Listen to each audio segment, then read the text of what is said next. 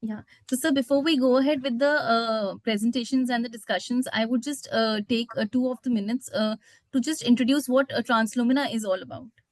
Okay.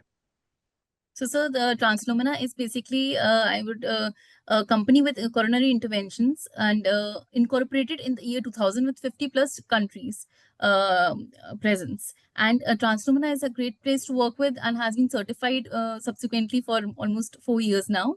And we have our own five global manufacturing facilities here with us. And R&D excellence is situated at German Heart Center, and with 8 strategic partnerships and 10 years of clinical data of safety and efficacy with CE certified products.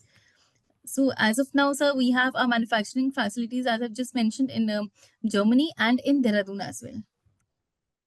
And this is our Asia's first largest laser cutting facility, that is Trans Health, situated at Dehradun. And talking about the 10 years of clinical data of safety and efficacy, that is for Yukon Choice PC and Vivo SR. So recently, there has been an acquisition with Blue Medical Devices that is situated at Netherlands. So the acquisition has given us the access to a patented, innovative, and a proven next generation drug-coated balloon technology, which is basically Protege. So Protege is paclitaxel coronary coated balloon dilatation catheter, which has its global presence in more than 35 countries now, and R&D team and manufacturing facility situated at Netherlands. Protege is EU MDR certified with its patented drug application process, which says that a unique drug application process which has minimal drug loss during transition because of its trifold technology and auto-pipette technology, and further wing seal technology, which has actually ensured there will be effective drug delivery at the lesion site, and there will be minimal to minimal drug loss prior to inflation. And multiple inflations, which means that multiple drug release up to 3 times with the same device. So three times of inflation with the same balloon is possible in the same vessel. And Protege is the world's first only non-compliant balloon that is available with Translumina. So today I would really like to thank you all for joining us. And in the modern drug-coated balloons in the era of modern PCI, which is the, I would say, the basically new technology, new plaque modification device that has been come. And just like to thank you, Dr. CSS Raju Srinivas Raju sir, Chief Consultant in HOD Cardiology Department in KIMS Hospital, Nellore. And so thank you so much for your marking your presence over here, because your expertise really matters to us, and it will be enriching for the basically faculty and as well as our attendees as well who are watching us over here. Thank you. Thank you for nice. Thank you. Yeah. So just wanted to take your permission if we can just go ahead with our presentations today. Yeah. I welcome all the speakers. Today we are going to have a wonderful session on drug-eluting balloon, which is the new area of interest for all the interventional cardiologists, with the concept of leaving nothing behind. So again, no, the clock is turning back towards this thing. So we started with angioplasty in with Andreas Grundig from 1977. September 16th was the first angioplasty performed in the world. From then, the percutaneous coronary interventions have taken a different shapes and then different advances with the technological advances.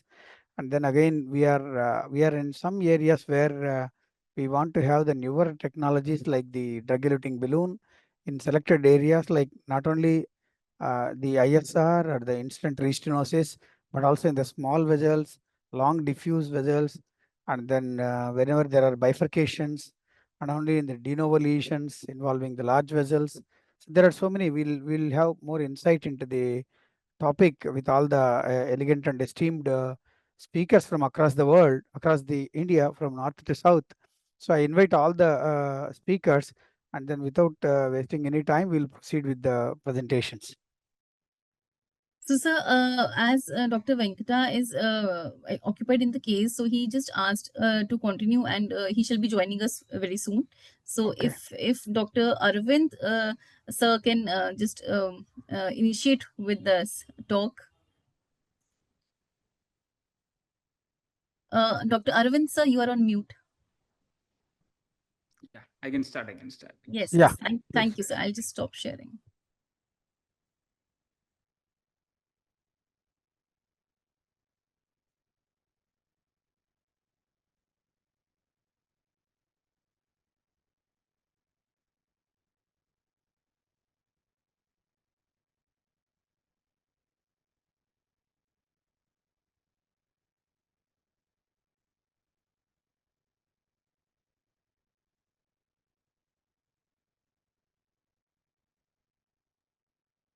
Are you able to see my screen? Yes, yes. Am I being audible? Yeah. So today I'm going to start I'm going to share one of my case where I've done a drug-coated balloon in an ISR. But this is a platform where I can share what we have done and also gain a lot of information about the practices in drug-coated balloon, different consultants and with their different expertise, we can understand how we can proceed with drug-coated balloon. So here I'm going to talk about best practices for drug-coated balloon angioplasty step-by-step approach.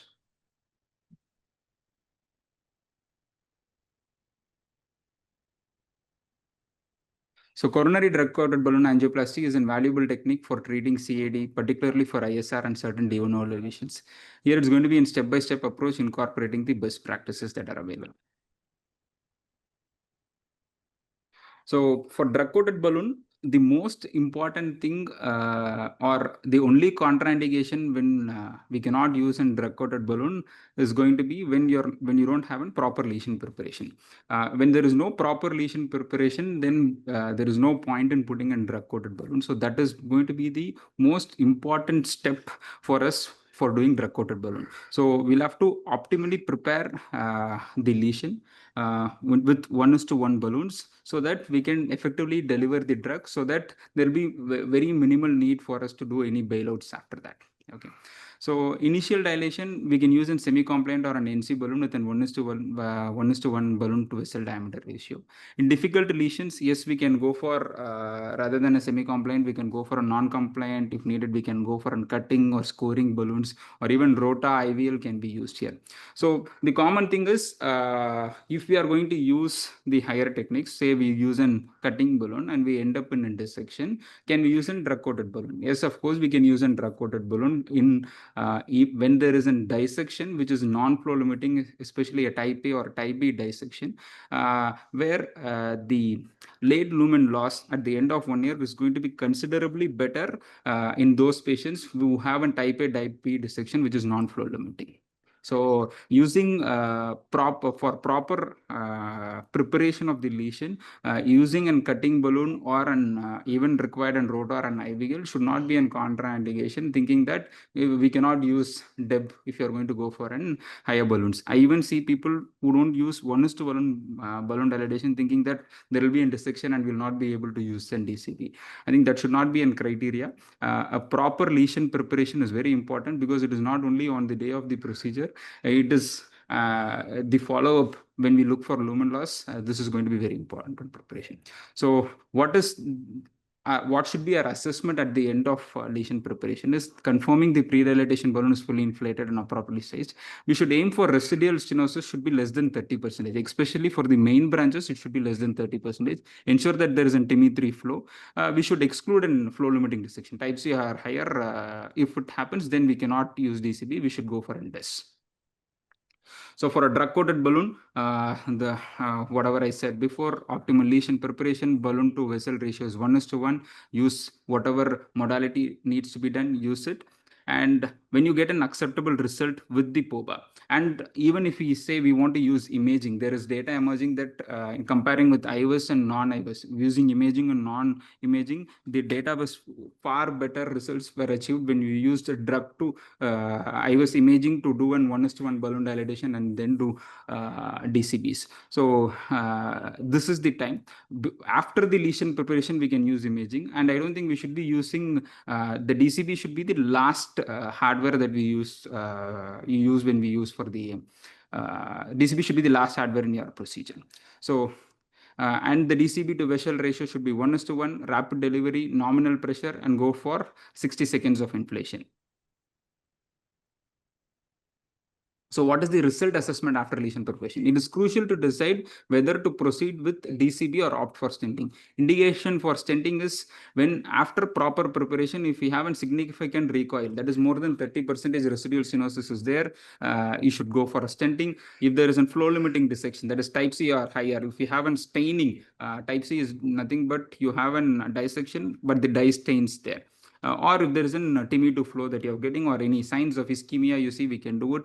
We can even use FFR to do a pre-FFR and post-FFR, pre and post-POBA, and the cutoff is 0.80, but a lot of people with a lot of literature, we can take 0.75 as a comfortable cutoff. More than 0.75, we can still go ahead with DCB.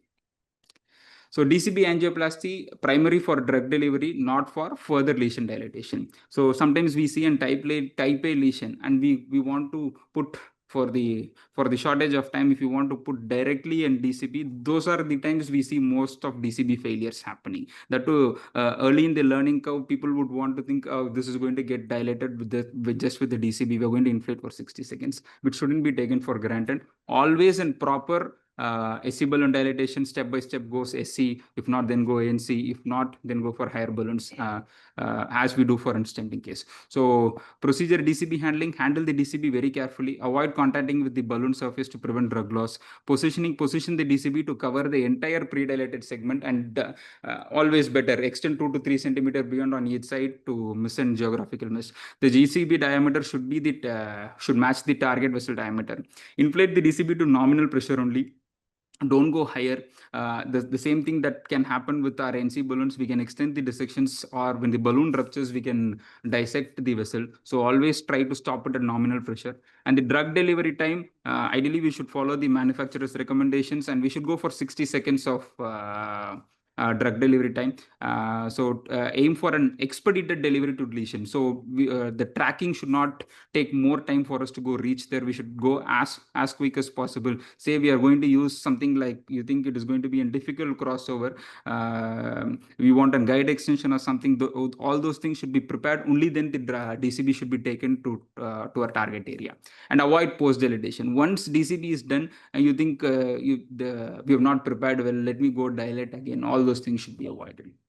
So post DCB result assessment, check for complications, look for flow limiting dissections. Either if there is a recoil, more than 30% recoil, that is an inadequate result. If you have got a type C dissection or more, it's an inadequate result. If there is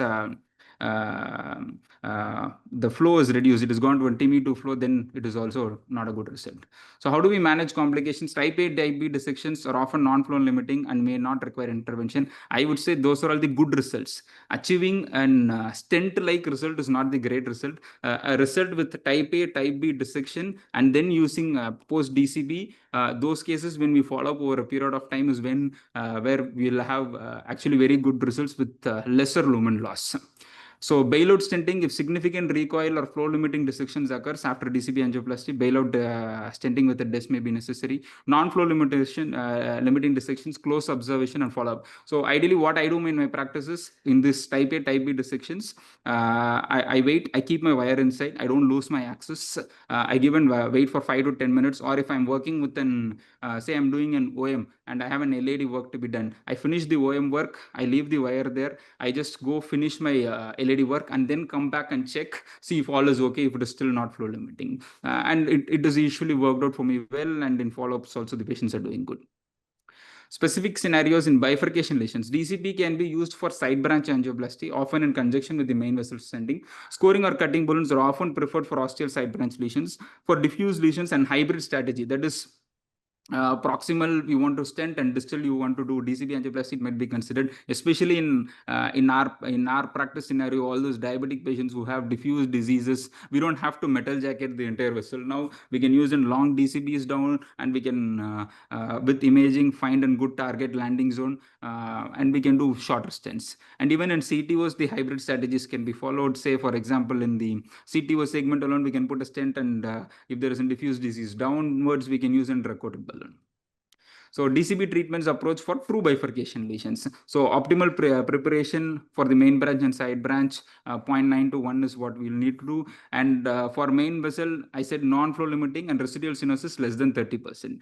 This is where it gets better. In side branch, we don't need that much amount of thing. Even more than 50 or 60% is actually acceptable in a side branch. And yes, if you're getting any flow limiting, say we get acceptable in main branch and side branch, 1-on-1, we can do DCB on main vessel and DCB on side branch. If one is yes and two is no, DCB on main branch and provisionally for side branch. If you've got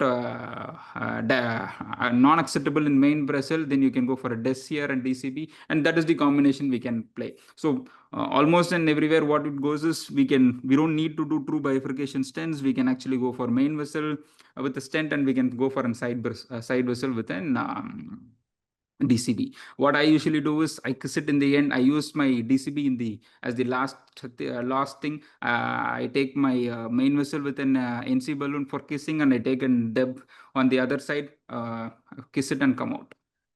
So DCB treatment approach for CTO, the hybrid strategy would work better, and spot stenting only for the CTO segment, and where the distal segment we can go for an DCB. Even in acute MIs, I see a lot of Western people posting their cases up showing that we have done DCB in acute MIs. So far, I have not done. Maybe I've done in NSTEMI patients or in people who have elderly patients who have got high bleeding risk. I've recently done it for one posterior wall MI patient with circumflex totally 100% occluded, didn't DCB on follow-up. But I don't have any data where I can say confidently say 6 months, 1 month, 1 year later, the patient is fine. But I've started using it for elderly people, geriatric people who are high bleeding risk people, explain them clearly, and I've done DCB for those patients. Important notes: intravascular imaging, while not routinely used post DCB, it can be valuable in assessing plaque and calcium burden in complex lesions for evaluating lumen gain in specific situations like ISR. DAPT, the recommended DAPT after DCB treatment can vary on whether the stenting was also performed, typically at least 6 to 12 months in case of DCB plus stenting. In patients only with only DCB, what I do is I put dual antiplatelets for 1 month. Post that, I switch them back to single antiplatelets. So this is one of the cases, a recent case that I've done. It's a 70-year-old male at ER, ACS. He is in diabetic, hypertensive, mild LV. The thing is, he had 2023, he had an massive MI. He was intubated 7 days. He was in the hospital. He had a metal jacket at RCA done by another person. He had put in distal stent of 48, 2.75, 48, and proximal 328. Patient did well. Then the patient also had a disease from LMLAD, and he went to an elsewhere hospital where he was stented LMLAD. And now coming back, today's last month scenario, he came here, and the LMLAD stent was patent, and we found an ISR in type 1D ISR in mid part and type 3 ISR in the distal part. So what the plan was, let's go do DCB to RCA. So this is the angiogram. So in fact, L6 was a non-dominant one compared to what it was there in the 2 years back. The L6 has actually grown up here now with a TIMI1 flow. The LMLAD done stent is patent. So this is the RCA angiogram. So you will see he has a type 1D ISR in mid RCA and type 3 ISR in distal RCA. The stent was stopped at the crux. The lesion is extending inside the PDA right now. So RCA was wired, the lesion was pre-dilated within, so 2.75, 48 was the distal stent that was put. So what we did is what I did was I pre-dilated right from PDA across the distal segment of the stent. If you see that the image that has been shared in front of you, and also dilated the upper part with 3.5 balloon, NC balloon. So post NC balloon only, there was a good amount of result. There was a good result. There was a good dilatation that I was able to see. So used in 2.2520 protege for the distal RCA across to the PDA. And used in 320 for mid RCA and 330 protege for the proximal RCA.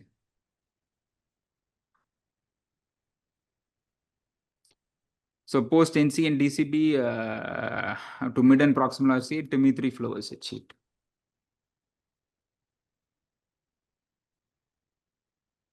Thank you. That's wonderful presentation from Arvind Durvasal. I think we will have questions at the end of all presentations. That would be fine, so that Yes, all the yes. panelists would join, and then we'll have whatever questions either in the chat box or directly from the participants. We can have interaction. Sure, sir. We will very nice presentation, Arvind. You made crystal clear all the points to be remembered while doing DEB, and then the most important, you have emphasized all the important steps. Thank you, sir. I would like to invite Dr. Rupesh Singhal, sir, our consultant interventional cardiologist from Shalvi Hospital, Ahmedabad. Sir, can we have your presentation, please? Yeah, thank you. Thanks, Transformator, for organizing this. Let someone else is sharing. He'll need to close first. Dr. Arvind, please. Stop sharing, please. Okay. Okay. Okay. So my slides are visible.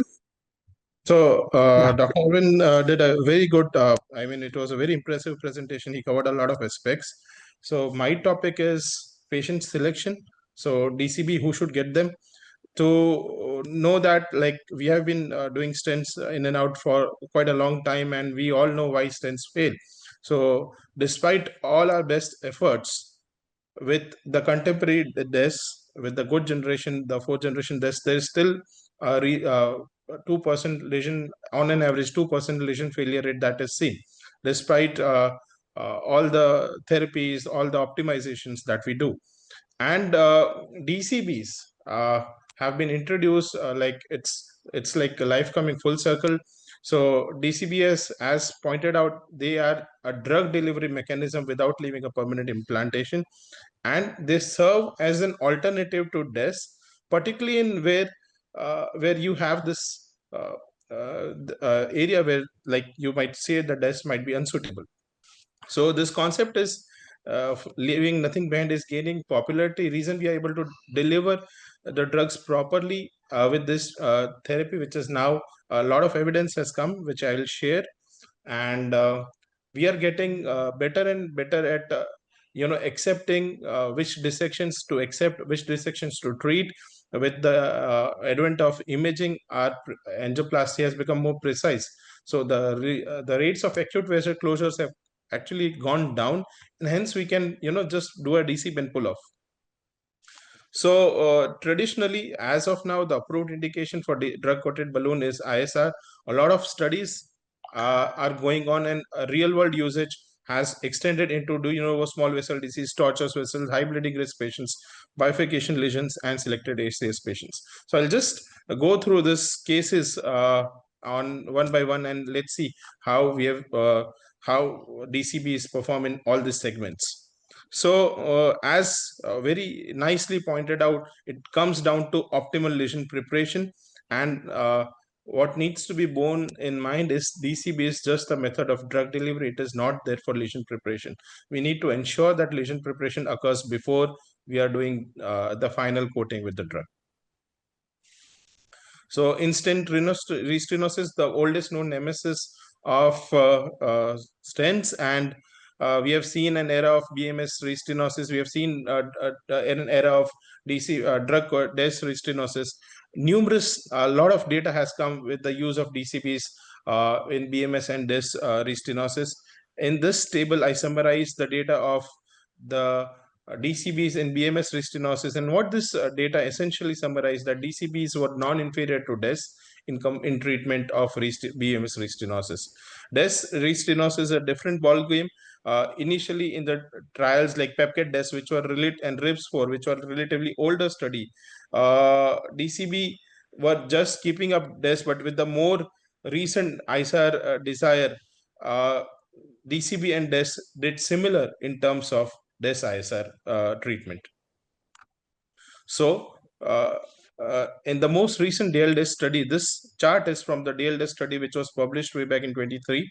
And what they did is they did a 2x2 design of treating the BMS and DES ISR. It was a like an analysis which they did. And what they said is, in patients with less aggressive pattern of ISR, like focal and good lumen expansion with balloon dilation, DCB is favored. In BMS ISR, definitely DCB is favored. In multi-layers of, like when there are multiple layers of stent, again a DCB is favored. In patients who have high bleeding risk, again DCB is favored. And where there is like a side branch, which is there, which there is a significant risk of jailing on treatment with a DES, again a DCB is favored. So this is one particular patient stented at an outside hospital, two long stents ranging almost from the proximal most part of the LAD till the distal LAD, 248 millimeter stents, multiple levels of ISRs, treated, dilated with a cutting balloon and a NC balloon. This is the final result after the DCB. The patient almost done a year back now. Same, like, so ISR is now an established indication of where we use a DCB, but let's explore furthermore areas which may not have an official FDA clearance as of yet, but are very promising and where we use them. So we know that size matters. We know that small vessel have highest restenosis rate. There are stent delivery challenges, higher thrombosis risk, and there is a limited efficacy of drug-eluting stents in very small vessels. And we, as our experience, from our experience, we know they have a very high need of, again, target lesion revascularization. So this is a basic summary of the various studies and how small DES, as defined around 2.5 and 2.75 in some studies, behave, and we see that the restenosis rate and TLR rates are really, really high. So DCBs in small vessel disease, again, a lot of data is already there, and we see that DCBs are actually in the contemporary Piccolo 2 study are doing better than DES in patients of less than 2.75 millimeters vessels. So this is again a tight RI restenosis patient presented with troponin positive, just dilated with an NC balloon. In fact, I did a cutting balloon. So my go-to strategy is, if I'm planning a DCB, I tend to use a lot of cutting balloon, and I do believe in the concept of cut and paste, cut and coat. And so this was initially, there was dilated with a routine balloon, then a cutting balloon, a final DCB done, and this is the final result. Size matters, but so does length. So patients having diffuse disease again have much higher rates of restenosis, thrombosis, and lesion failure rates. Even with the contemporary stents in most the newer generation stents, still if you compare the DES data in long lengths versus short length, you see the restenosis rates and TLR rates are almost doubled compared to when used for less than when used for smaller lengths. So again, when compared DCB versus stents in long lesions, DCB remained non-inferior and did equally well, at the same time limiting the implant lengths. Metal jackets, as rightly pointed out, I mean, in cases where there is no optimal landing zones, you cannot really identify, and if you keep stenting and chase every dissection, you'll end up with a metal jacket, like this gentleman who ended up with 34 stents. So this again is a case. So this is an like an elderly, very obese, heavily diabetic patient who presented to us with significant angina. She was already on all the medical management possible, and this is her coronary angiogram. No, as you can rightly see, no optimal landing zones, very small diffuse disease, diabetic, long lesions, and in fact a bifurcation disease with a small branches, both LAD and diagonal. So a very heavily calcific lesion, it was not yielding. We did a cutting balloon and we did a high pressure NC and ended up with a flap which was not looking acceptable to me at that point. So I stented that particular LAD, but then did a side branch DCB for the diagonal, for the LCX, and for the major OM branch. And this is the final result. You can see there is some dissection in the diagonal, some small element of dissection in the OM also. But again, this was non-flow limiting. This has been done almost 1.5 years back, and still the patient is doing well. So again, this concept of vasomotion is very important. If you artificially sort of bend the contours of the vessel by putting in a metallic implants, you sort of limit the vasomotions. As pointed out, vasomotion is very important for the endothelial well-being, and this has been proven in a number of bench studies and where the basic sciences studies, where endothelial dysfunction and higher stenosis were noted when vasomotion was limited. So again, this has translated into clinical outcomes, and we see that target lesion failure is much higher in patients with tortuous vessels. So this is a case from, in fact, today morning only. So that is why the video rather than the from the diagram. So this is an RCA, almost after 360-degree bends, diabetic patient. So this is a DCB only approach. I did a protage for the distal and the mid RCA. We can see some flaps again in the PD and a small flap in the mid RC also, but they were non-flow limiting. And now, as I've used a lot of DCBs, my confidence of accepting a certain amount of dissections has actually increased. So this is the result that we did today. Any stent that I would have put in, even if one, it would have been very difficult to track, and there was a bifurcation there. It was a tortuous vessel, and it would have caused more problem than good. So in patients of high bleeding risk, patients requiring major surgeries, like patients who have come in for oncology surgery, again, DCB only approach is gaining a lot of momentum and has shown promising results, where the results have been much better. So bifurcation PCI, again, bifurcation PCI has been fraught by suboptimal results for ages. We have now enough data to support that provisional strategy is way to the go. And again, when we accept that provisional strategy is the go-to strategy, why not just do a DCB and coat that side branch with the drug? In fact, the biggest complaint that I have with DCB is, like, after the advent of DCBs, my two stent bifurcation PCIs have gone down. So that's something that I used to enjoy. But DCBs do much good and give very good clinical outcomes, and hence the reason why the bifurcation, dedicated two stent bifurcations, are going down now. So a lot of studies have looked into this: Babylon, Depside, Hyper, Biolux. A lot of studies are evaluating whether DCB only approach for both the main vessel, a hybrid approach where there is a DES in the main vessel and DCB in the side vessel. There are studies, in fact, looking where you pre-dilate the side branch with DCB, and or versus as you do the DCB as the last step in the casing PCI. So a lot of data is going into this, and most of this data that is coming out is favoring DCB specifically for the side branch. So this is actually an ACS patient that presented with anterolateral wall MI. After much difficulty, we actually, if you can see, there is a very faint diagonal that is filling in, which was totally occluded. So this was dilated. Again, there is some disease in the main LED. We wired it, but did nothing to it. This was like a 275 protease, 30 millimeters. And this is the final result.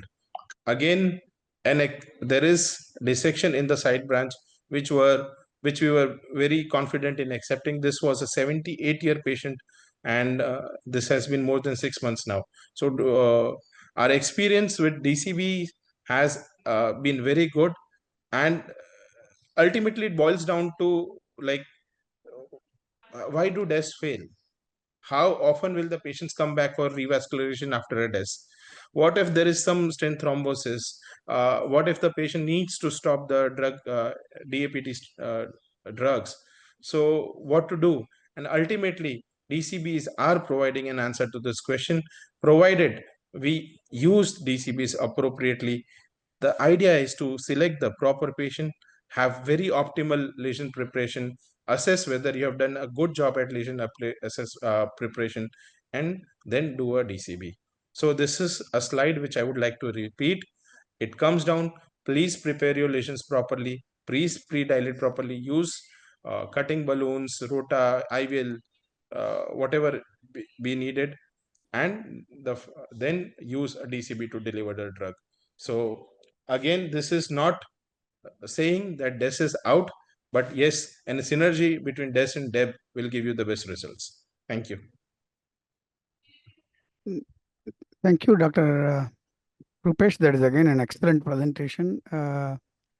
As he has concluded that the DES and DEB are going to be complementary rather than competitive ones, and you select the patients properly, prepare the lesions properly, and then judiciously use, and let us not worry too much about the dissections, which earlier every dissection doesn't require a DES to cover it up, and the dissections are an initiating process for healing by remodeling.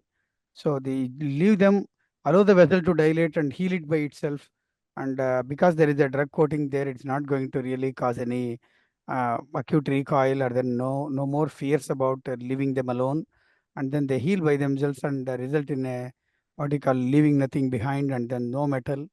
And subsequently, if there is anything, you are leaving a area for the surgeon to operate also. So thank you very much, and then we will move on to the next talk, and then we'll have a discussion at the end. Any queries on the chat box? Anyhow, we will take up at the end. All the panelists, all the speakers would be participating in the discussion at the end. Okay. Dr. Ajwa sir, can we have your presentation, please? Yes. So, yeah. Sir is from VPS Lakeshore Hospital, Ernakulam.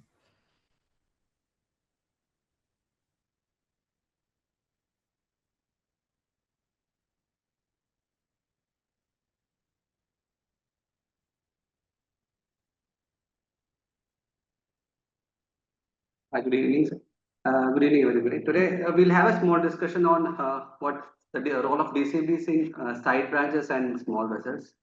So coming to how small is a small vessel? So there is still a lot of controversy regarding that, because almost 50% of the angiogram we see, and of which 50% are of the coronaries involved are small vessels.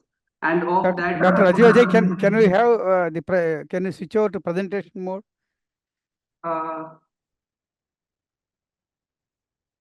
the slideshow, basically, there is an option at the end, right hand. Yeah, is it now correct? Not yet. Not yet, sir. Just a second. Just at the side of the 100%, screen. Yeah, I think. Where you can minimize and maximize.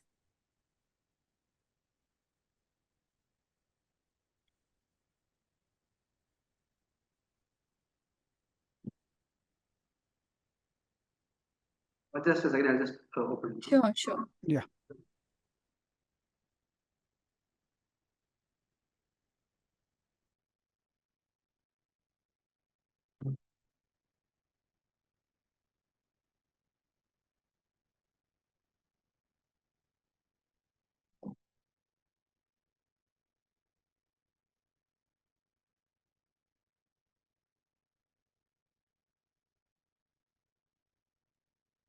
Yeah, it's visible, sir, now. Okay. Thank you, sir. Okay, so can we start this? So yeah, so coming to how small is a small vessel. So we see that almost 50% of the angio we see are usually involving the small coronaries. That is size that we'll be coming to later. But involved of that, the 50% of them will require interventions also. And the phenotype mainly that involves the small vessels are usually a female sex, old age, patient diabetes, and those having peripheral arterial disease and long lesion length. And the definition is inconsistent. Actually, there has no definite cutoff value to say which is exactly small vessel. And to see that, to classify them, they have the different trials use different millimeters. For example, the ICER trial use a vessel less than 2.8 millimeters, and for the very small coronary artery disease, they use a reference vessel diameter of between 2 to 2.25 millimeters. So now, what are the importance of this small vessel is small vessel coronary disease? But see, to know the proper estimation of the prognostic impact of this obstructive coronaries involving the small vessel, it's very difficult to conclude. Mainly because of the standardized definition that we have just came to know that. Then also of the 30% of the patients with lesions in the proximal coronary disease, they also have concomitant lesion involving the distal arteries. Whereas those involving the distal arteries definitely will have a proximal coronary artery, proximal or large vessel involvement. So we won't be able to exactly come to a conclusion regarding the clinical implications of this or the prognostic implications of a small vessel disease. And also the clinical importance of the small vessel also depends upon the diameter and also depends upon the length and also the diameter of the vessels. And finally, what we see in the coronary angiogram may not be the exact true vessel diameter, because in case of ACS or NSTEMI, they usually go into a spasm, and most of the time it is often underestimated. So the current therapeutic strategies in patients with small vessel coronary disease are mainly the conventional FOBA, that is the plain old balloon angioplasty, or the bare metal stents or the drug-eluting stents, and now we have the drug-coated balloon into our armamentarium. So the initial or the traditional drug that was used is the paclitaxel. Now we have the sirolimus eluting drugs also. So what is the difference between the two? The paclitaxel coated drug coated balloon and the sirolimus coated. So this paclitaxel is basically a highly lipophilic and cytotoxic drug, and it is in the initial time of DCB, and also the carriers used are basically urea, BTSC, shellac, etc. And the coating is done with the hydrophilic spacer. The mechanism of drug delivery is by Van der Waals force of attraction, and the tissue take-up is variable. And whereas the sirolimus coated drug-eluting balloon, they are less lipophilic, cytostatic, and the carrier uses phospholipid. The mechanism of drug delivery in this in sirolimus DEB is mainly by fixed lobe diffusion, and they use the nanolute technology where they predominantly use a type of DCB which is characteristic called submicron carriers. That means this drug is mainly coated by a phospholipid encapsulation that is used for drug delivery. Now coming to the trials where we use small vessel disease are being was tested, and the first trial to study the use of a drug-coated balloon in small vessel disease was the PEPCAD-1 trial, where 118 patients with single vessel with small vessel disease was used for the study, and the vessel diameter for that was 2.36 millimeters, using the sequent phase balloon, sequent please balloon. And it was seen that approximately 30% of the patients required bailout BMS, stenting, and 18% had ISR at follow-up. And the first randomized study to try to compare drug-coated balloons to stenting to the drug-eluting stent was a Picoletta trial, and that included vessels with a reference vessel diameter of less than 2.75. But the trial was stopped prematurely due to the superiority in the DES arm. But the limitations of this, why this happened, mainly was attributed to a few reasons. Mainly because they used the first generation drug-eluting balloons in the first case, and the lesion preparations were not adequate in the drug-coated balloon arm because it was initial studies. And the rate of bailout in the bare metal stenting was high in almost 34%, and many of them were bifurcation lesions, including 22% of the cases. And in 2012, the Bello trial randomized 182 patients with a small vessel disease of a mean diameter of 2.15 to the impact Falcon DCB versus the Taxus DES. The study demonstrated almost comparable clinical outcomes at 6 months and up to 3 years follow-up. And various observational studies were also dealt with, and they showed that the DCBs were comparable to second generation drug-eluting stents in small vessel disease, even in vessels diameter with a diameter of 2 millimeters. The randomized the basket small 3 trial was the first and the largest trial to compare the use of DCBs and the second generation drugs. We'll see how and followed by the restore a small vessel disease trial. The restore this trial showed that 9 months follow up, the restore DCB was non-inferior to the resolute DES for in segment percent diameter stenosis in 230 patients. And a recently published meta-analysis of 1,824 patients demonstrated that DCBs had better outcomes than uncoated balloon angioplasties, and comparable angiographic and clinical outcomes with DES in small vessel disease during a mean follow-up almost 1 year. So these are the trials that evaluated the role of DCBs in small vessel coronary artery disease, and all of them had a better outcome, and almost that means equal outcome compared with the drug-eluting stents. And the Piccoletto trial, Bello trial, the basket small 2 trial. So all of them were equally, all of them trials showed that they had similar outcomes in small vessel disease, but except for the which in the Piccoletto trial, where the trial was prematurely discontinued because of the high failure rate. And then came then this considering all this, the basket 2, Piccoletto 2, the restore SVD and the Bello trial, it was seen that on long-term follow-up, that is 3-year outcome, the major adverse cardiovascular events, the all-cause death, the myocardial infarction, the target lesion revascularization, and the target vessel thrombosis all favored the drug-coated balloon for small vessel disease than the drug-eluting stent. So coming to the bifurcation strategy, the Potsdam registry, which mainly focus on leaving nothing behind, almost 13 interventions were taken into study, and the procedure was successful in all patients. And here it was seen that no MACE, or that is cardiac death or myocardial infarction, target lesion revascularization occurred up to 30 days in bifurcation lesions, including drug-coated balloon. And the duration of DAPT was approximately 4 months. So these are a few steps. Here we now we can initially in bifurcation lesions with the Medina of Medina of 111. Here we can the side branch stent can be initially pre-dilated with a drug-coated balloon after proper lesion preparation. Then a DCB can be inflated by 1:1 or 0.8:1 balloon to vessel ratio. The most important thing is adequate position time has to be given, be it the small vessel or be the side branch. And it is now said that controlled dissections are even very much useful for better results, because they actually help in better drug penetration and a proper long-term outcome in by inducing controlled dissection. So the use of a cutting balloon or a scoring balloon prior to the procedure may even in fact be helpful in patients when we are going for a drug-coated balloon, unless otherwise the TIMI flow is less than 2. So then we can decide whether to go with the bailout stenting or whether to continue with the drug-eluting stent. So and also in patients where we are doubtful because there is a size mismatch between, for example, if a large RCA divides into like extending into a small RPD and RPLB, and the lesion is in the ostium of the RPDA, which is where we have to stent into the main branch, then we can go for a drug-eluting balloon, and better results have been seen. So summarizing what we are seeing in patients with small vessels, in patients with small vessels, the Andromeda study, the outcome or the efficacy at the end of 3 years is equal for drug-coated balloon and drug-eluting stent.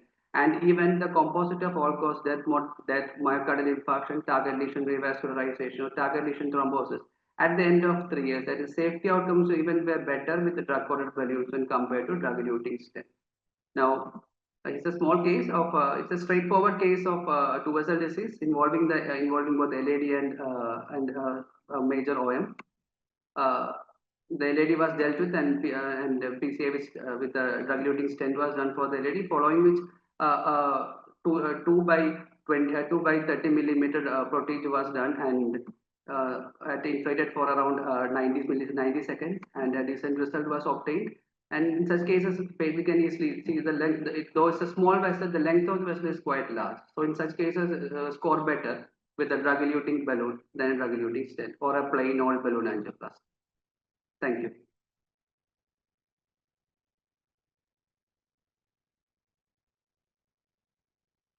Ajay, that is again a very nice presentation, and then you have pointed out rightly all the major points to be emphasized. And then we will move on to the other speaker. I think the last speaker. Yeah. If Sivakrishna is not available, then we'll have discussion at the end. So I would like to request Dr. Anil Sharma, sir, from IVY Hospital, Senior Interventional Cardiologist, Amritsar. Sir, can we please have your presentation?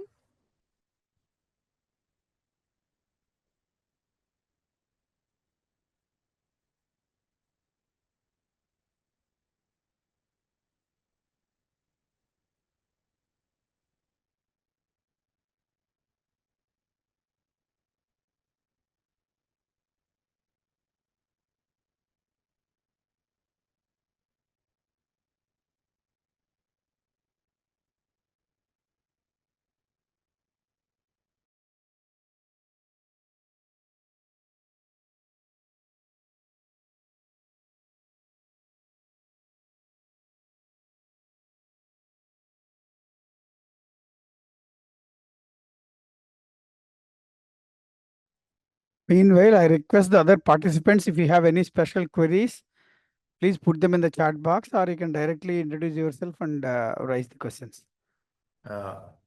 Thank you, Garima. I'm audible? Yes, sir. Sir. Good evening, sir. Good evening, dear friends and colleagues. I'm Dr. Anil Sharma. I am a consultant in Levasa Hospital, Amritsar. Today, I'm going to talk about how paclitaxel works in coronary DCBs and its local anti-proliferative effects. So paclitaxel, everybody knows that it's a cytotoxic agent and it's derived from Pacific yeast tree, and it's classified as a microtubule stabilizing drug. It inhibits cell division by binding to and stabilizing beta tubulin, preventing microtubule depolymerization. Paclitaxel coated balloons, PCBs, are used in PCI to deliver anti-proliferative drugs without leaving a permanent implant. And PCBs deliver paclitaxel directly to the vessel wall during balloon inflation. And paclitaxel is the most commonly used drug in coronary DCBs due to its lipophilicity and sustained tissue retention. Tissue concentration and retention. It achieves therapeutic concentration within seconds of contact, and it is retained in the tissue for up to 30 to 60 days, which is sufficient to inhibit the restenosis, and it requires very minimal microgram level doses.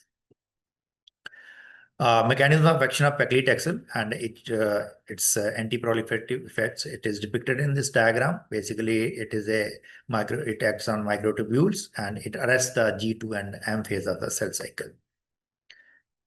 Microtubule stabilization. Paclitaxel binds to the beta subunit of tubulin within microtubules. Unlike other antimitotic drugs that inhibits microtubule formation, paclitaxel stabilizes microtubules and preventing their depolymerization. This basically freezes the microtubule dynamics, which are essential for the mitosis. As a result, vascular smooth muscle cells are arrested in the G2 and M phase of the cell cycle. Inhibition of vascular smooth muscle cell proliferation. After angioplasty, everybody knows that injury to the vessel endothelium triggers vascular smooth muscle cell proliferation and migration into the intima, which ultimately leads to neointimal hyperplasia. Paclitaxel suppresses this response by inhibiting DNA synthesis and mitotic spindle formation. It prevents restoration of cell cycle, leading to apoptosis or prolonged cell cycle arrest of the proliferative cells. Now, coming to the prevention of neointimal hyperplasia, paclitaxel's anti-proliferative activity reduces the thickening of the vessel wall. Neointimal hyperplasia is the key mechanism in the restenosis after angioplasty or stenting. By suppressing smooth muscle cell response locally, paclitaxel maintains luminal patency. It has anti-inflammatory effects also. Paclitaxel may also modulate pro-inflammatory cytokine release, which is TNF-alpha and interleukin-6. It reduces leukocyte infiltration at the injury site. These anti-inflammatory effects create a favorable healing environment and reduce vessel remodeling. Now, coming to the effect on the extracellular matrix modulation, it inhibits secretion of extracellular matrix proteins by vascular smooth muscle cells, and it reduces matrix deposition, which is involved in the plaque progression and restenosis. Now, coming to the mechanism of late lumen enlargement, it involves basically the growth of the entire vessel and the regression of plaque volume. Various serial IVUS studies have shown that increase in external elastic membrane and lumen volumes showed a reduction in plaque volume, and 74% of the lesion demonstrated late lumen enlargement. Predictor of this LLE was the dissection index, which was the strongest predictor. And the hypothesis behind this is vessel dissection may facilitate paclitaxel diffusion into the vessel adventitia and triggering late lumen enlargement. As far as the clinical evidence of LLE is concerned, LLE occurs more frequently detected in de novo lesions than in ISR lesions, and serial angiographic follow-up of 250 de novo lesions at 6 months and 1 year, and more than 1 year after DCB treatment. The results were early lumen enlargement observed in 50% of the lesions, whereas about half of the lesions without early lumen enlargement eventually developed late lumen enlargement, suggesting a biphasic pattern of lumen enlargement. Evidence from various RCTs, a systematic review and meta-analysis compared limus-coated DCBs with paclitaxel-coated DCBs across 6 randomized controlled trials, and primary outcome There was no significant difference between the limbus and paclitaxel drug-coated balloons at mean of 13.4 months follow-up. As far as the secondary clinical outcomes are concerned, there was no significant difference between the two groups. Whereas as far as the angiographic outcomes are concerned, paclitaxel performed better, and paclitaxel DCBs had smaller late lumen loss, better minimal lumen diameter, and lower rates of binary restenosis, high rates of late lumen enlargement. Now coming to the evidence from the RCTs, major novel finding was paclitaxel DCB showed 50% incidence of late lumen enlargement versus 27.5 with limbus DCBs. Late lumen enlargement is linked with favorable long-term angiographic outcomes and comparable results to DS in selected lesions. Mechanism of late lumen enlargement with paclitaxel is superior lipophilicity, rapid tissue absorption, and retention in the plaque aided by healing of minor dissections. No evidence that paclitaxel DCBs increase mortality compared to the limbus DCBs. Overall, paclitaxel DCBs demonstrated angiographic superiority, while clinical outcomes were equivalent with other two DCB types. Now, concluding, the presence of paclitaxel deposit on the vessel surface driving diffusion into the arterial tissue in a time-dependent fashion, and it supports the mechanism of action of PCBs. Paclitaxel in DCBs deliver rapid, localized, durable, anti-proliferative action. It works by halting the vascular smooth muscle cell response to vascular injury, the primary cause of restenosis. Its pharmacological and physiochemical properties make it uniquely suited for balloon-based delivery where no stent is required. Now, coming to one of my case, which I have performed a few months back, my patient was 64 years old male, and he had end STEMI. He had previously anterior wall MI, underwent PTCA with DES to LAD and LCX in 2016. I did angio, and angio was showing two vessel disease, LAD and LCX ISR, which was type 4. He was hypertensive and had mild LV dysfunction. This is the angiogram. There was a CTO of LAD, and there is almost near total occlusion of L6 also. This is another view. So a strategy was to treat both the lesions with the DCBs. So CTO was LAD CTO was crossed with the help of some balloons and other hardwares, and ultimately a flow was established. We did an OCT. And OCT showed within the lumen there was a fibrous plaque and neointimal hyperplasia, along with the proximally some calcified and thrombus. We did adequate preparation of lesion, and after adequate preparation, we assessed it with the OCT. And once we were satisfied with the diameters, then we applied DCB protege at different locations with the 3 different inflations. And then we planned for intervention of LCX. LCX OCT was done. It showed again a mixed plaque and some calcification at the proximal end of the stent. And we tried to prepare the lesion, and with the cutting balloon, this non-compliant balloon at high pressures. But ultimately, we can't be able to dilate properly, and we didn't get acceptable diameters of the proximal lesion, proximal to the stent. So we have to go with the stent. And even inside the stent, there were some areas which were not well expanded. So we decided to put a stent across the stent length and covering the proximal lesion. And finally, an OCT was taken, and we accepted the acceptable diameters, and final results were very nice. So highlights of in the case, basically we planned straight at the planning mode. We thought that we will be putting 2 DCBs in both the vessels. PCB protege was used to cover the entire length because lesion length was larger. So we have to use it at different places with the same balloon. So we chose protege, and LAD CT was treated nicely. Whereas we have to change our strategy from DEB to DES because of failure to achieve the acceptable lumen in the LCX. Thank you. Thank you, Dr. Anil Sharma. I think that is again a wonderful presentation. Now we will start discussion about a few points. I'll just keep the ball rolling.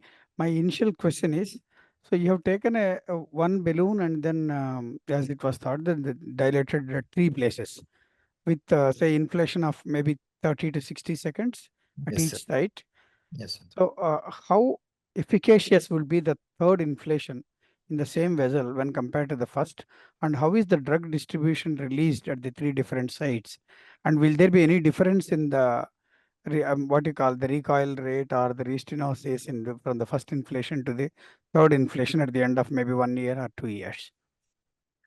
Sir, as far as the protege is concerned, if I'm not wrong, first inflation, it gives around that drug is delivered to the vessel wall around 20 times than the therapeutic level. And the second inflation after 30 seconds, when you put it at the different lesion site, it is around, I think, 12%. And the last one is 8%. 8 times. Okay, 8 times. Okay. Anybody from Translumina can highlight the importance of taking a single balloon and managing a long lesion with 3 times dilating in different parts of the vessel, and how efficacious it's going to be in the long run. Basically, sir, if we talk about Protege has its unique drug coating application process from application process to basically the multiple inflations. So the balloon has trifolds, and within the folds of the balloon, paclitaxel has been coated in such a way that it has been tightly wrapped. And once the wrapping and the application process has been taken place, further the balloon has been crimped. So once it has been crimped, the corrugation has created over the surface of the balloon, which actually makes the balloon low profile, and there is no frictional abrasion. So it actually makes the balloon a good, better for crossability, trackability, and the balloon has become flexible further. And then once it is done, sir, because of its wrapping technology, and there will be minimal to minimal drug loss due to PVP also, because PVP is polyvinyl pyridine, so it has its own property of holding the drug. So upon inflation only the drug will be released. So on first inflation, the 65% of the drug gets released. On the second inflation, let's say, sir, if the lesion length is 54 mm, just say, and we have a maximum length of 30 mm. So in first inflation, basically the first 30 mm of the length can be catered with in first inflation. What we say 30 seconds would be enough, but again, sir, it is up to every expertise, basically experience, and what they actually facing with the patient in actual.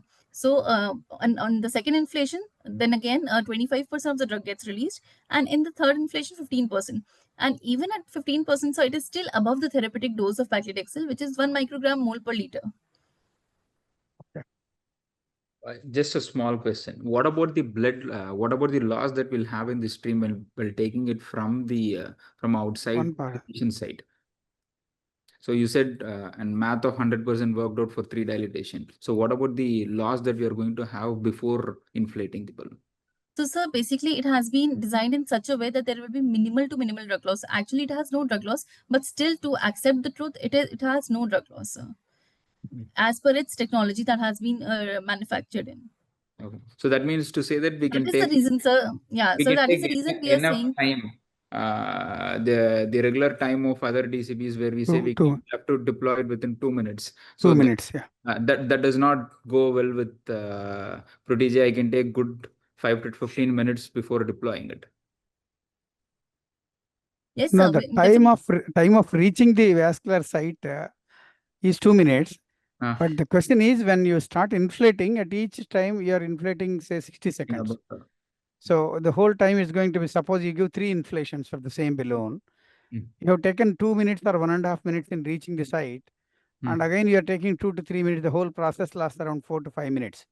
4 to 5 minutes. What is his question is whether for the last inflation, does it hold good that you have crossed 2 minutes of drug delivery? Still, is it efficacious, or it is doing the same job as first inflation? Yes. Ehsan sir, yes, you're raising your hand, sir. Yeah. I was just trying to actually get immersed into the great discussions which we was having. Sir, actually answering to Dr. Anil Sharma's question, I think already there has been addition from Dr. Raju. Thank you, sir, for doing this. In fact, sir, what we are trying to provide the message point home is key. In fact, the biggest bane of a drug-eluting balloon was in past that the technology could not see the light of the day, which should have been, is basically the the problem was, one was the amount of the drug available would get lost during the navigation. That was the biggest challenge. And in fact, at Blue Medical, the technology we were working is to ensure that can we reduce this loss to a minimal point, which Garima was trying to allude to the point. In fact, sir, our technology is such, like for example, sir, all drug-eluting balloon conventionally are prepared in a way that they are spray coated generally after creating the folds. But we did not take that conventional method of coating. What we did, we took some other difficult method, in the sense we basically, through the pipette method, we actually coated the balloon. It was a very difficult process to do, but still we chose that part.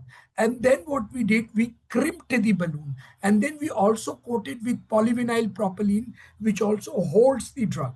Now there are three things which we did to ensure that there is no loss during the navigation. It is only when you reach at the site, it that allows the drug to get released. Now, this is what is done in order to ensure that in case of protease, this happens.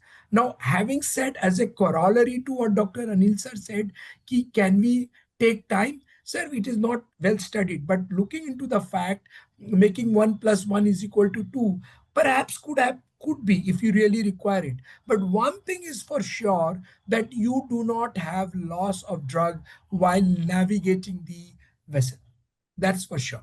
That's because of the make, the technology ensures you that. And just because of that, what you get is basically is that you get the advantage of 3 times inflation. It is not very special with us. Just because we get the drug higher level, the concentration achieved is maintained is well to the time, you can always inflate it 3 times, which is not seen with other. We do not know others can do it or not, sir. Hope this answer your question. Yeah. I think it is the technology that makes it different from the other drug-eluting balloons. That the unique 3I technology, and then the micropipetting process, and then the scaffolding, the way it is functioning makes it that there is no drug loss during transit, and also at 3 different inflations. Still, at the end of third inflation, it maintains the therapeutic level of the drug concentration, which is higher than that is minimum required to maintain to prevent the near revascularization. That's what is it okay? I think Absolutely, sir. yeah, Absolutely, sir. yes. Any other questions and comment? I mean, with these newer technologies and evolving indications for drug-eluting balloon, where do you think, what is the future of drug-eluting balloons in applying in different subsets what we have discussed so far? I mean, one word of comments from all the panelists, and then we'll, if are there any questions in the chat box? Sir, not in the chat box, sir. Okay. So, how do you, each one of the speakers, like, how do you place the drug-eluting balloons in the present era of clinical practice of interventional cardiology, and what is the hope, or how do you see the down the line, maybe 5 years or 6 years? Of course, we still need a lot of data. The drug-eluting balloon versus DES in all the subsets. We cannot be too enthusiastic to say that it is going to replace, or definitely to the extent that it is complementary to the drug-eluting stents, especially in the subsets of small vessels and diffuse disease, in restenotic lesions and bifurcations. Especially we know that the diabetics and Indian subset, the vessel sizes are much smaller. At least 1/3 or around 20 to 30% of the all interventional cardiology angiograms which we see are patients who are taking up for interventions. We do see smaller vessels where we cross our hands, and then what else we can offer for the patients. Even though it is tempting to do DES, definitely we know that for sure they are coming back with restenosis. The restenosis rates are definitely higher even with the third generation drug-eluting stents when compared to the DEB. How the results of DEB are going to really matter, we have to see. We have to wait for some more trials, some more data to accumulate. But it is an encouraging option. We can say that it is definitely a promising option rather than doing a plain POBA or leaving them alone unattended. especially in symptomatic patients, we can definitely offer a DEB with the newer technologies, accepting as a part of the armamentarium for the interventional cardiologists to deal with in the cath lab in the difficult situations. Those are my comments, and then I ask all the panelists to give their opinion on the future of DEB and their present scenario. Thank you. Dr. Anil Sharma. Sir, basically, already we have discussed that it is already established treatment for small vessels, definitely. ISR, there is no doubt that we are going to treat because it will decrease the metal load also, and it has a good result. Data is coming, and data has come also that it is showing promising results. Now, new technologies like one single balloon you can use at 3 places, so it reduces cost also in our scenario, especially the poor patients. So it is going to be a promising thing in the future, I think. And I'm already using, I have used, and definitely it is a good hardware in our hands to treat patients with. Thank you. Thank you. Dr. Aravind. Sir, for me, off late, I'm using it in geriatric populations. Sir, even in ACS patients, I've started using when I find a high bleeding risk, and also in patients with CKD. I'm trying to avoid a stent, and I'm using DCBs. The geriatric patients, it's been very helpful, sir. I'm able to stop the dual antiplatelets in a month, switch back to single antiplatelets. The thought of the bleeding risk substantially goes, sir, especially in people who are 80s. 83, 85, even recently I did for an 88-year-old lady. I was able to comfortably load her. I was not thinking if she's going to have clopidogrel resistance. What if I put a stent? Nothing. Put in DEB, came out, and the patient is doing the 2-month follow-up. She's doing good. But I'm having series of geriatric patients. Maybe at the end of 1 year, when I do the follow-up, I'll be able to answer it more confidently. But telling them upfront, we are avoiding a metal so that we can reduce the antiplatelets, and patients are accepting. So that is one subject I would. Absolutely, that is one indication. But the only problem with the geriatric patients is the amount of calcium and then the plaque modification. We have to be very sure about that. Otherwise, Yes. no, if you just don't prepare properly and with the calcium and all, you try to do DEB, probably it may not really give a very Unless promising. it is going in a provisional strategy, sir. Going in the mindset that I'll prepare the lesions well. If I'm able to stop with a type A or type B dissection, then go do a DCB and come out. And other thing is, sir, we hear the company people saying that the drug is there, but we don't see. I know there is no marker for no, like somebody should come with an radio opaque marker of the drug that is there, so that we know if there is drug there. yeah, some coating or some color. Some Yeah, radio we agree. marker. We always take it granted that the drug has been released. Yes. And we have done the procedure adequately. They are all, I mean, like implied that you do the procedure properly, you prepare the lesion properly, and deliver the drug in the prescribed way. Hoping that definitely the CKD patients is one subset, and elderly patients are one where we are really scared of using dual antiplatelets. And then we can safely know that if you accept the result and the result is good, there is no persistent staining or no dissection, no flow limitation, and then good flow, accept reasonably good result, then those are the people who will get maximum benefit with the DEB. I agree with you. Yeah. Dr. Anil Sharma. Anil Sharma, I think we have completed, no? Yes. Yeah. Dr. Rupesh Singhal. Yeah, hi. Thank you. So as I previously pointed out, I think the best idea to conceptualize use DEB is it is in synergy with DES. So we should not see it as an exclusion or an competitor to DES, but as a synergist. So even if we cannot avoid stenting, we can probably minimize the stent length. So that's my take. I think DES and DEB both are going to be here, and both of them, I think we should over a period of time will learn how to use each of them as to improve the patient outcomes for the maximum. Yeah, that's what in the beginning itself, at the outset, I told that it is not going to be a competitive to DES. It is a complementary one for the DES. Now we have an additional what you call the ornamentarium to the interventional cardiologist, that in places where you cross your hands, you use DEB and then come out with a reasonably good result, hope for the best. So that Definitely. is the, But I yeah, think, yeah. particularly like though not approved yet for dedicatedly for bifurcation, my use in bifurcation has really brought down my bifurcation PCIs. Yeah, very true, sir. Absolutely, The fun of absolutely. bifurcation has gone now. Yeah. And then no, the beauty of bifurcation is you get immediately good result, you go with happiness, and then no, how long that happiness lasts, we don't know. No, I mean, I'm The yet more to metal, do yeah. check angio for these patients, like, but I have started using at least a DCB, at least for a side branch, for quite some time now. I think probably we need to bring these patients back, do an angio, so that it restores our belief in the therapy.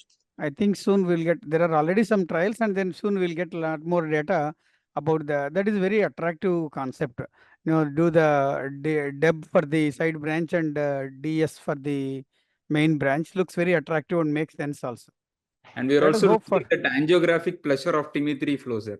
Seeing yeah, with both the drugs. dissections, not Yeah, seeing that full contrast images, seeing And with it dissections. improves the procedural simplicity, Yeah. it decreases the cost, yeah, no so many multiple wires, balloons, you save a lot on cost as well.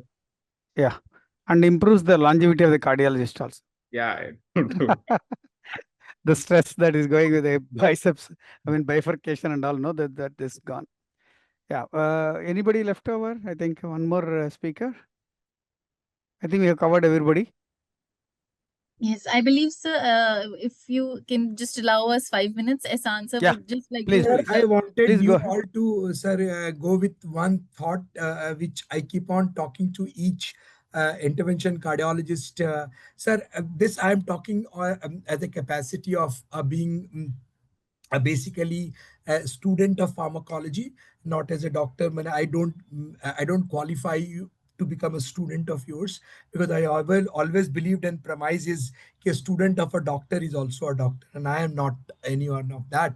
But just because I had been a student of pharmacy, I always keep on juggling with understanding of pharmacology and all this. So actually, one thing which keeps on coming to the sometime at different circles, that basically paclitaxel based drugs are known to cause aneurysms, which sometimes becomes a kind of a misconception and a barrier about this drug.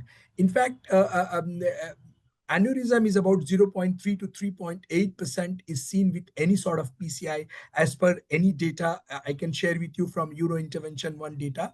But at the same time, sometimes we also need to understand what is that sometimes this aneurysm happens because, and you also have to slightly, I wanted to throw some light on the difference of action, the way paclitaxel and sirolimus or some other drugs do acts. Here the paclitaxel, the way of sometimes it may cause aneurysm is also because of the fact that the process of paclitaxel is a process of apoptosis and not necrosis. And there is a slight difference between the necrosis and apoptosis. You being such a learned person, you know, sir, the definition here, apoptosis is more of a programmed cell death, and whereas necrosis is an uncontrolled injury which happens with many other drugs, which may lead to membrane rupture, whereas with apoptosis, it's more of a shrinkage or a DNA fragmentations, not leading to inflammation in case of apoptosis. With necrosis, of course, and this can be easily measured with the content of LDH, that is lactate dehydrogenase, which is seen minimal with apoptosis. So therefore, targeting smooth muscle cells is good.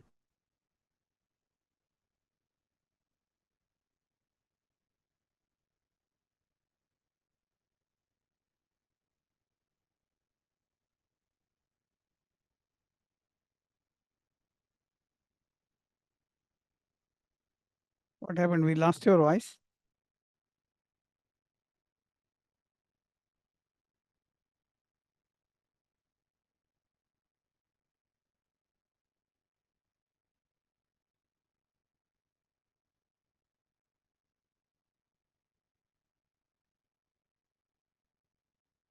We are not able to hear you, Reza.